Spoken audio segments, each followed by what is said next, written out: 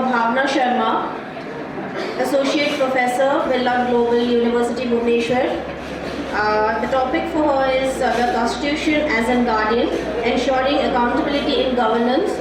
So it's her keynote speech. Let's welcome her. And so my topic is, yes, thank you. My topic has been given to me, the Constitution as a guardian, as well as why we are ensuring the accountability on respect of the Constitution principle. Though I can understand this topic is not belonging to the theme, that is the management, education and science. But as you are aware, if we are talking about the legal perspective, everything is evolving from the law. So law is everywhere. We can't say that science can be evolved without the law. We can't say that management evolved without the law. Even we can't say that education evolved without the law. So with this perspective, I am starting with my theme, that is the Constitution as a guardian and ensuring the accountability in the governance. So I am summarizing my topic with the two perspectives, that how we can say that Constitution is acting as a guardian, and if I am talking about the constitutional jurisprudence, what are the role of the Constitution is here for maintaining the accountability of the governance. So can anyone tell me what do you mean by the Constitution? Anyone? Participant, student? What do you mean by the Constitution? How you will say that this is the Constitution? Structure. For what purpose? Sir, you will be obliged just interacting with the students. Yeah. So if I am talking about what the Constitution is dealing with the basic framework of the government. If I am saying what is the meaning of the government, means I want to know accountability means whose accountability I am talking. Accountability of the governance. Who will be covered under the governance? Means I am talking regarding the structure of the legislature, executive and the judiciary. Secondly, if I am talking what the Constitution is dealing. Constitution is dealing between the relationship between the state and citizen. State means everything, means parliament, executive, president, legislature, whatever it is, whoever are having the power to frame the rule and regulation will be covered under the category of state. So how the citizen is dealing with that concept as well. Thirdly, Constitution is talking about the nature of the state. Means what type of the state we are having. Means India is falling under which category. If I am talking about the sovereign, what is the meaning of the sovereign? If I am talking about the socialist, what is the meaning of the socialist? Democratic, secular, republic. So what it is indicating means against whom I am having the power to go with the, means government is how the government has to work. Suppose we are saying there is a religion but we are the secular one. Can India opt a single religion? If it is go with the constitution philosophy. So what type of accountability government is having, what type of relationship between the state and the citizenship is there, Constitution is dealing with that. If I am talking about the what type of right we are having, fundamental right. So few fundamental right has been given in the Constitution and nobody, no government, no organ of the government is having the power to violate that. So this is my Constitution which is talking about. So Constitution of India is ensuring the accountability of the governance, or we can say in India we are having the supremacy of the Constitution, means every organ of the government is bound to work in accordance to the Constitution. They cannot go beyond the power, they cannot go beyond the periphery, whatever has been assigned in the Constitution of India. So you must thinking from where we have opted the Constitution, from where the principle of the Constitution is evolving. So for that perspective we can go with the preamble of our Constitution, which talk about the what is the source of our Constitution. So from the first line of our preamble, what we are finding, we the people of India, means who is evolving the principle. This is only we, that is the citizen of our country, whose soul, what the soul of Indian citizen is talking about, the preamble, the Constitution of India is giving that concept only. to whom we are providing this constitution? We are providing this constitution to ourselves, the last line of our preamble itself. Means we are framing these rule and regulation for ourselves. Means we bound to ourselves within this dimension, whatever has been given in the entire constitution. So we can say constitution is the fundamental law, and every law, whatever we are having in the India, is taking their power from the constitution only. No one, no organ, no constitution, no law, no statute can go beyond the perspective of the constitution. Whatever has been written in the constitution, it is going to be prevail. Lastly, I want to say constitution is not only just a document, it is not just only a book, it is a living document. What it is indicating? It is indicating that constitution is evolving time to time. You must heard this amendment has been done, that amendment has been done. What is the purpose of that? What is the purpose of the amendment? We are evolving. Our constitution is evolving. If we will not change our constitution, what will happen? Revolution will come. Because society is changing, dimensions are changing. As the society is evolving, we are requiring the constitution evolve with the time. That's why we can say our constitution is the living one. It is not the dead one. It is evolving with the time itself. Why I am on what basis I am saying that? From preamble we can get the example, from the fundamental right we can get the example, fundamental duties are there, directive principle of state policies are there, which is talking about the socio and economic development of the society.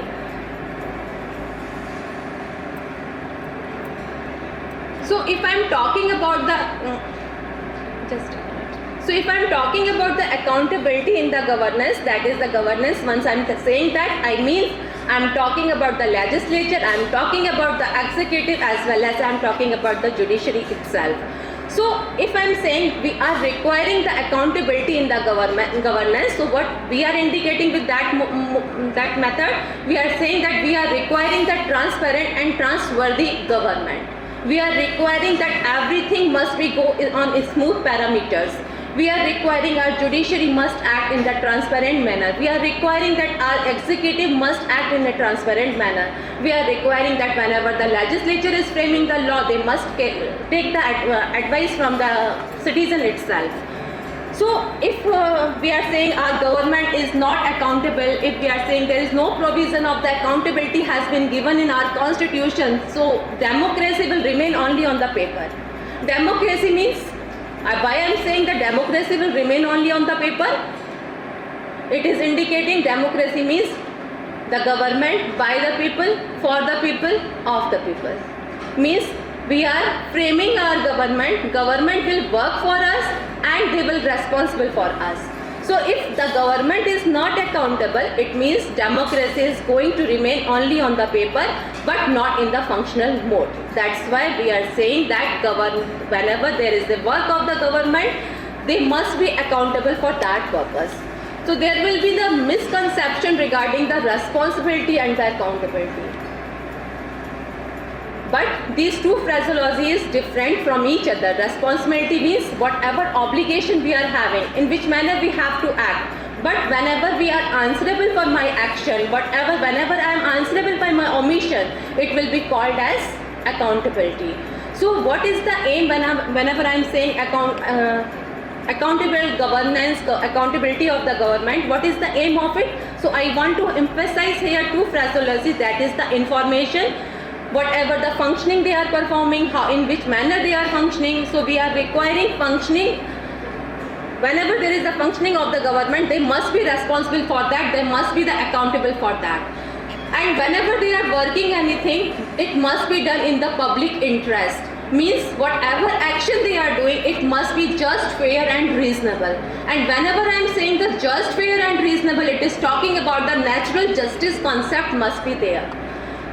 So accountability in the governance can be highlighted in following parameter, that public officer must be responsible for their action. Whatever they are performing, they must be responsible for that.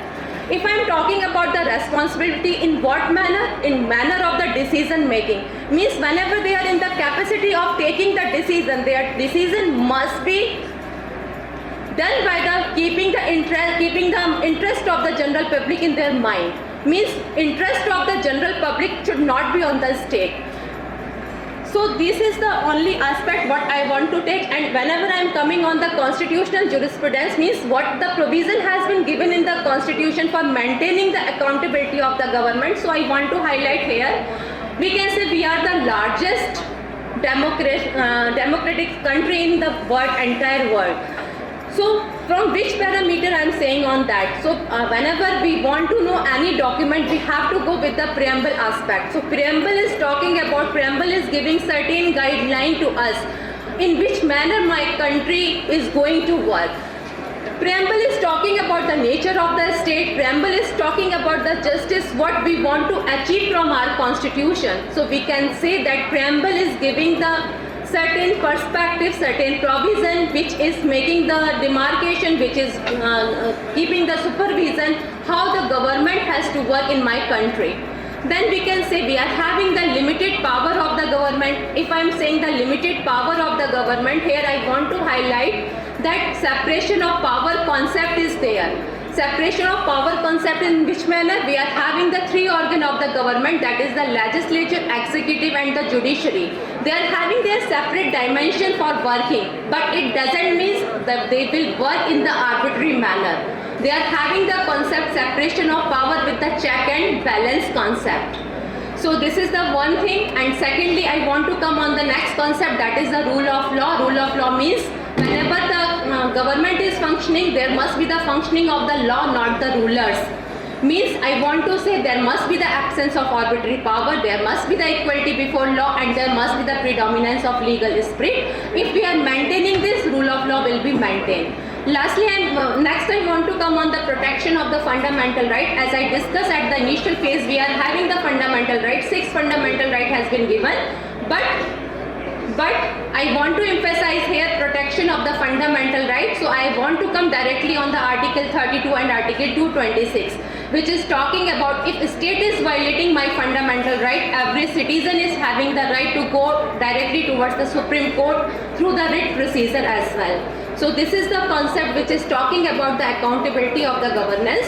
Next we can come on the judicial review concept. What is the judicial review mean? Means whenever legislature is framing the law, higher court is having the power to review that act. This concept is called as judicial review process, and if the law is in the violation of the constitution, it can be declared as null and void.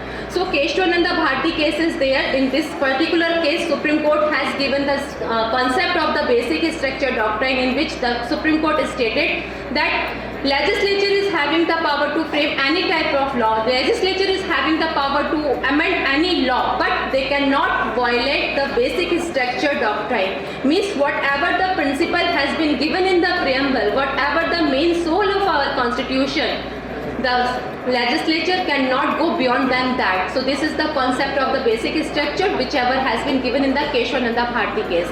Lastly, I want to come on the, if we want to achieve the accountability of the governance, we are requiring the transparency and the public participation, which is the mandatory requirement for the accountability perspective. So if I am talking about the public participation, transparency of functioning, transparency of working, it is just about the one freedom, one fundamental right which we are having as a freedom of speech and expression, which has been given in the Article 19 clause 1 of the Indian Constitution, 1A of the Constitution. But it is not the absolute fundamental right. Certain restriction also has been given, and restriction can be given on the basis of the morality, on the basis of the decency, something like that. Next, freedom of press is also a parameter for maintaining the transparency and the public participation. Freedom of press will also flow from the Article 19(1)(a) itself, that is the freedom of speech and expression. Next, we can take here the active participation in the democratic process. I want to emphasize here right to information. We are having the right to information. For that perspective, we are having the Right to Information Act, which was enacted in the year of the 2005. It is also talking about the accountability of the government, and public authorities are responsible to give the answer whatever has been asked with them under the authority, but exception is also there. Section 8 of the Right to Information Act is talking about the certain exception. If my case is coming under that parameter, government can deny to give the answer as well. Lastly, I want to emphasize here right to know. Right to know means how my government is functioning, what is the qualification, and so on regarding the everything of our government itself. So, and last, I am coming on the conclusion. I want to just conclude my presentation with the saying that Constitution, whenever we are talking about the accountability, if we want to ensure the accountability, Constitution is providing the theory, but it can only be possible when the citizens are able to understand what is the meaning of that, how they can achieve that, and how they are participating in maintaining the accountability of the government in our society. With this, thank you.